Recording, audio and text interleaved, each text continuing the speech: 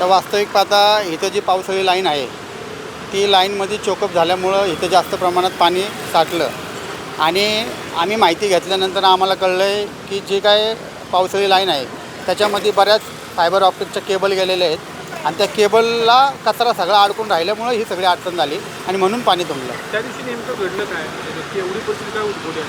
हां, मग तेच सांगितलं ना मी तुम्हाला, पाणी जायला वाटच नव्हती म्हणून पाणी जास्त प्रमाणात इथं साठून राहिलं.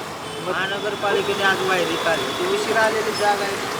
आता उशिरा झालेला जाग म्हणावं लागणार. ज्या वेळेस वायरिंगचं काम चालू होतं त्यावेळेस महापालिकेचे अधिकारी काय करत होते आणि ड्रेनेज लाईन असेल, पावसाळी लाईन असेल, त्याच्यामध्ये फायबर ऑप्टिक त्यांनी तो ठेकेदार असेल, संबंधित कंपनी असेल, त्यांनी कसं काय जोडलं? मग महापालिकेच्या अधिकाऱ्यांचं लक्ष कुठं होतं?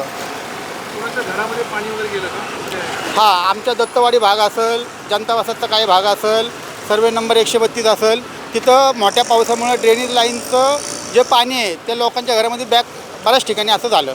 काही प्रकरणात तुम्ही पालिकेला काही पत्र वगैरे व्यवहार? हो, पत्र व्यवहार केलेले आहे. आम्ही अधिकाऱ्यांशी पण बोललेलो आहे आणि इथं सरिता विहार इथूनच जे पाणी जातं त्यांच्या तिथं ह्या लाईनीचं थोडंसं लाईन गेलेली आहे. तिथंही सरिता विहारमध्ये पूर्ण अख्खी सोसायटी तिथं पाणी भरलं होतं. तिथं 2-3 झाडं पडली, तिथं गाड्यांचं काही नुकसान झालं पण जीवितहानी काही झाली नाही. मग या परवाच्या घटनेवर क्षेत्रीकरांनी काही ॲक्शन घेतली?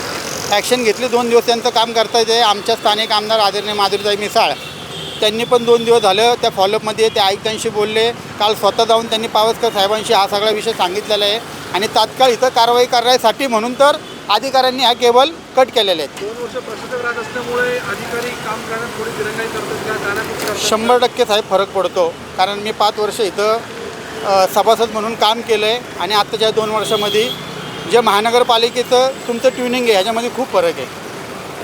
जर अशा प्रकारे अनधिकृतपणे किंवा बेकायदेशीर फायबर टाकले असतील तर त्या संबंधित कंपन्यांवरती यांच्यावरती काही कारवाई महानगरपालिकेने त्या कंपनीवरती कारवाई केली पाहिजे. संबंधित अधिकारी त्या काळात जेव्हा ह्या वायरी बसवल्यात तो कोण अधिकारी त्याच्यावर पण महानगरपालिकेने कारवाई, त्याचं काम आहे ना हे, त्याचं काम आहे त्या अधिकाऱ्याचं.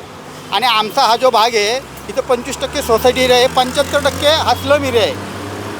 काही लोकांचं रोजंदारीवरती पोट आहे आणि अशा घरात पण लोकांना ड्रेनेजचं पाणी घरामध्ये जातं आहे आणि परवाच्या पावसामध्ये ऑलरेडी गेलं आहे. आम्हाला एवढे प्रचंड फोन आले नागरिकांचे. पण आता काय होतं आहे, अधिकाऱ्यांना फोन करत होतो, काही अधिकाऱ्यांनी उचलले, काही अधिकारी म्हटले की बाबा आम्ही पावसात अडकलो होतो, ते फील्डवरती पण होते म्हणून त्यांनी फोन उचलले नाही. मग नंतर आमच्याशी त्यांनी संपर्क केला.